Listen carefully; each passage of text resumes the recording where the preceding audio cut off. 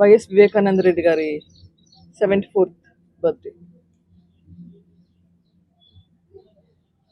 ఈరోజు ఇప్పుడే సమాధి దగ్గర నుంచి వస్తున్నాము. అక్కడ నిల్చొని ఉండగా ఏయో తలంపులు వస్తున్నాయి, ఐడియాస్, గుర్తులు, జ్ఞాపకాలు. స్పష్టంగా గుర్తొచ్చేది మాత్రం మీకు పులివెందుల్లో ఉన్న వాళ్ళకి ఇది అర్థమవుతుంది. ఇంతకుముందు మేము రాజారెడ్డి స్ట్రీట్లో ఉండేవాళ్ళం. అక్కడ ఒక పెద్ద ఇల్లు ఉంది, దాని పక్కనే స్టేట్ బ్యాంక్ ఉంది. స్టేట్ బ్యాంక్ అనుకుని ఒక చిన్న సందు ఉంది. ఆ సందులో బంధువులు అందరు చాలా మంది ఉన్నారు. ఎదురుగా వైఎస్ ప్రకాష్ రెడ్డి గారి ఇంట్లో ఉంటుంది. ఆ సందులో క్రిస్టఫర్ గారు, అమూలు ఫిలిప్ గారు, భాస్కర్ గారు ఒక సైడ్ అయితే, ఇంకో సైడు ప్రతాప్ రెడ్డి గారు, మనోహర్ రెడ్డి గారు ఉండేవారు. అవినాష్ మాకంటే ఒక 10 సంవత్సరాల దాకా చిన్న. నాకు జ్ఞాపకాలు, ఆ సందులో అందరు మాడుకుంటుంటే అవినాష్ పరిగెత్తుకుంటూ రావడం. చిన్నపిల్లోడు. అప్పట్లో రాకేష్ అని పిలిచేవాళ్ళం.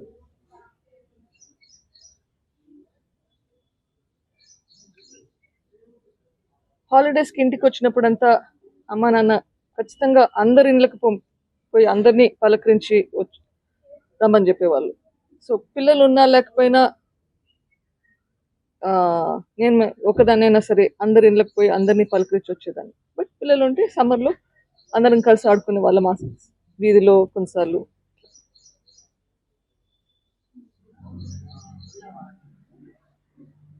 ఆ రోజు నాన్నను మర్డర్ చేశాక ఎప్పుడైతే అవినాష్ నాకు లెటర్ తీసుకొచ్చాడో, ఆదినారాయణ రెడ్డి, సతీష్ రెడ్డి, బీటెక్ రవి వీళ్ళందరూ నాన్న హత్యకు కారణమని లెటర్ తీసుకొచ్చారు. అసలు ఇట్లా ఇన్సిడెంట్కి, ఇట్లా నాన్న మర్డర్కి అవినాష్ సంబంధం ఉంటుందని ఎక్కడ కానీ అనుకోలేదు. నాకు అవినాష్ అంటే ఆ వీధిలో తిరుగుతున్న చిన్న పిల్లోడు, మేమందరం కలిసి ఆడుకుంటుంటే అవినాష్ పిల్లోని లాగానే చూస్తుంటాం. అటువంటి మనిషి ఇట్లా మారుతాడు అన్న తలంపు ఎక్కడ కానీ రాలేదు.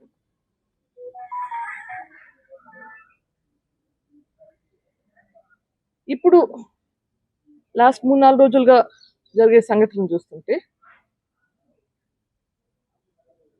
2 వీడియోస్ చూశాను, అదే 3. ఒకటి మొన్న డిఎస్పీ దగ్గర గొడవ పడ్డారు, మళ్ళీ నిన్న ప్రెస్ మీట్ పెట్టారు. దాంట్లో డిఎస్పీతో అంటున్నాడు, మీరు ఫేవరెటిజం చూపిస్తున్నారని, అంటే పక్షపాతం చూపిస్తున్నారని. నిన్న అంటున్నారు ఏంటి,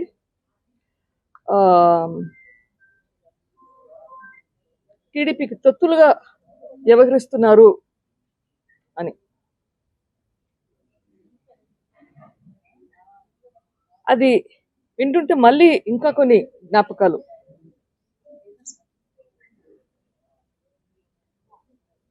ఆ రోజు మార్చ్ 15, 2019 ఆ రోజు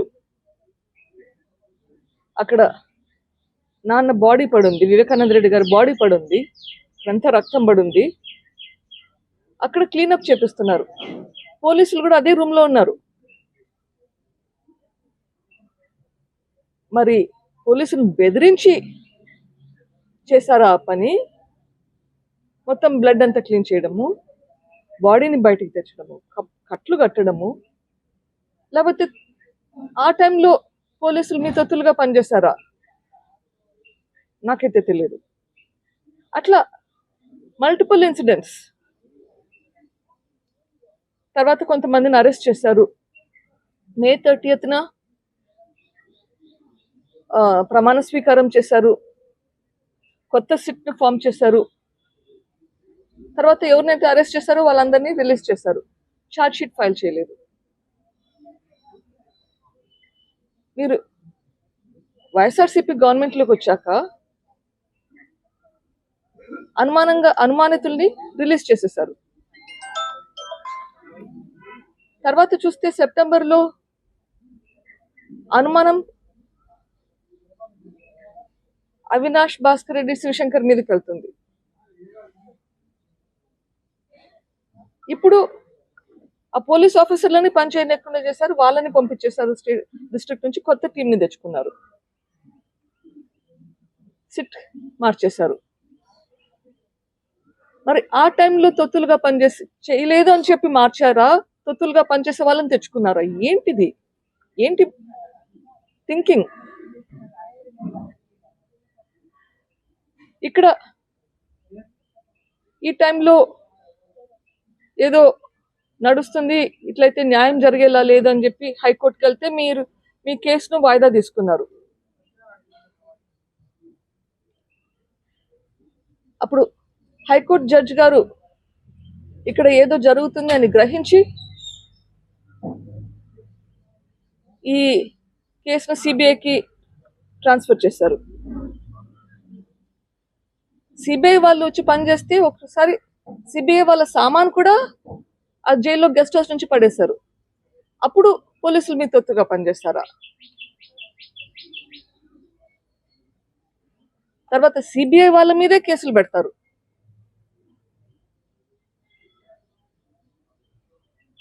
అప్పుడు పోలీసులు మీ తొత్తుగా పనిచేశారా, లేకపోతే మీరు పోలీసులు బెదిరించారా? నాకు తెలియదు. The heights of all of this, దీంట్లో అన్నిటికంటే మించింది కర్నూలులో జరిగిన ఇన్సిడెంట్. అది మీరు అందరూ చూశారు. సిబిఐ వాళ్ళు అరెస్ట్ చేయడానికి పోతే ఆ హాస్పిటల్ లిటరలీ మూయించేశారు. ఆ వీధిలో ఉన్న హాస్పిటల్స్కి ఎవరు పోకుండా మొత్తం వీధినంతా ఆక్రమించేశారు. పోలీసులు కాపలా కాస్తున్నారు ఎవరిని అక్కడికి పోనీకుండా. ఎట్లా మీరు ఇవన్నీ చేయించారు?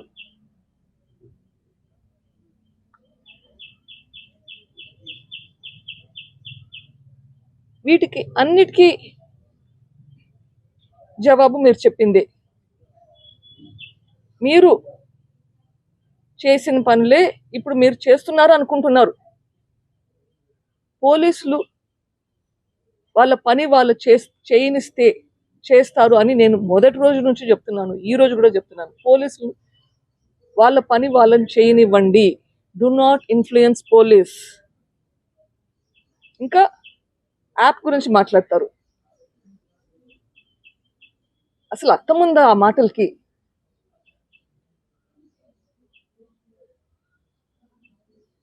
This no point actually talking about lot of those things. ఎక్కడే కానీ ప్రభుత్వం పైన అంటే కూటమి ప్రభుత్వం పైన వివేక హత్య కేసు పైన ఒత్తిడి తేవడం లేదన్నది వైసీపీ శ్రేణుల ఆరోపణ. వైసీపీ శ్రేణుల ఆరోపణ నేను కూటమి ప్రభుత్వంపై ఒత్తిడి తేలేదని.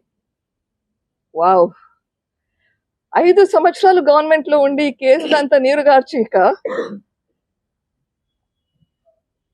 ఎక్కడ చేయాల్సిన అరాచకాలన్నీ చేసి అందరినీ విట్నెసెస్ ని థ్రెటన్ చేసి ట్యాంపర్ చేసి ఇప్పుడు కూటమి ప్రభుత్వం ఎందుకు చేయట్లేదని అడుగుతుందా? ఇన్వెస్టిగేషన్ సిబిఐ చేస్తున్నారు. need to put pressure on CBI to reopen the investigation, and that is sub judice. Madam, ఇంకో క్వశ్చన్. సిబిఐ విచారణ ఇప్పటికే ముగిసిందంటూ కూడా సిబిఐ సుప్రీంకోర్టు నివేదిక ఇచ్చింది. అంటే ఈ నివేదికలో ఈ దోషుల వివరాలను పూర్తి స్థాయిలో పొందుపరిచారా, లేదంటే విచారణ పూర్తి జరగాల్సి ఉందా? ఇది సబ్ జుడిస్, ఎక్కువ మాట్లాడకూడదు దాని గురించి. బట్ సిబిఐ కోర్టు అడిగిన క్వశ్చన్ కి సిబిఐ సమాధానం చెప్పింది దట్ మా తరపున we have completed investigation, but మీరు ఏమైనా చెప్తే కనుక we are open to instructions. CBI విచారణలో పూర్తి స్థాయిలో ఈ అంశాలన్నీ పొందుపరిచారని మీరు భావిస్తున్నారా? ఇంకా ఇన్వెస్టిగేషన్ చేసేది బాకీ ఉంది అని చెప్పి నేను ఒక పిటిషన్ పెట్టాను, దాని మీద నేను డిస్కషన్ నడుస్తుంది కోర్టు.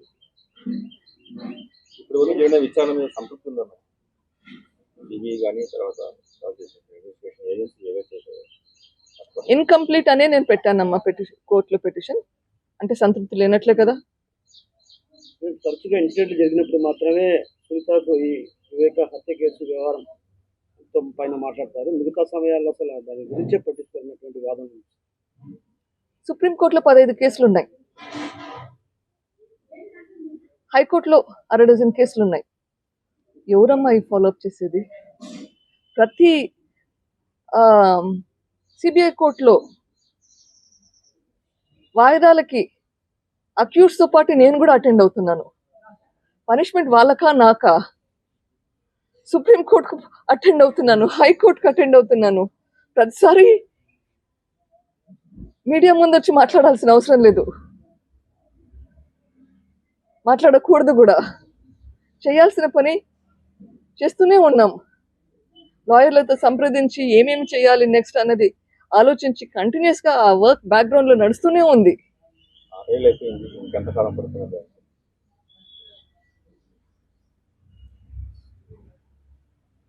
ఈ క్వశ్చన్కి ఆన్సర్ 6 ఏళ్ళు అవుతుందా, ఇంకా ఎంతకాలం పడుతుందా? Request help from the society at large, the people at large. మీ మీడియా మిత్రులకి రిక్వెస్ట్, మీరు కొంచెం ప్రెషర్ పెట్టండి to help move things faster. ఈ నెల 19న జడ్జిమెంట్ ఉంది, బెయిల్ పిటిషన్ ఇచ్చారు. ఏం జరగబోతుంది?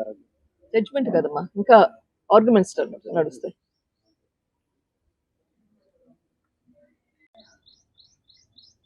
క్రైమ్ హ్యాస్ బీన్ డన్, ఒక మర్డర్ చేశారు. దీని వెనకాల ఉన్న మనుషుల్ని ఖచ్చితంగా జైలుకి పోతే కానీ, అది మనకి ఎంత క్లోజ్గా ఉన్న మనుషులైనా సరే, for the betterment of the society this has to be done. మన న్యాయం ధర్మం అన్న దాని విలువ ఉండాలంటే ఇది జరగాల్సిందే. ఈరోజు సుప్రీంకోర్టులో 15 కేసులు ఉన్నాయి, హైకోర్టులో 6 డజన్ కేసులు ఉంటాయి, సిబిఐ కోర్టులో ఒక 3 కేసులు ఉంటాయి. ఈ పోరాటం జరుగుతుంది. న్యాయం ఖచ్చితంగా will come. Justice is delayed but will not be denied.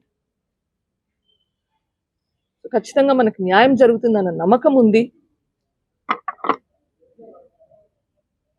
తప్పు చేసిన వాళ్ళకి శిక్ష పడుతుంది.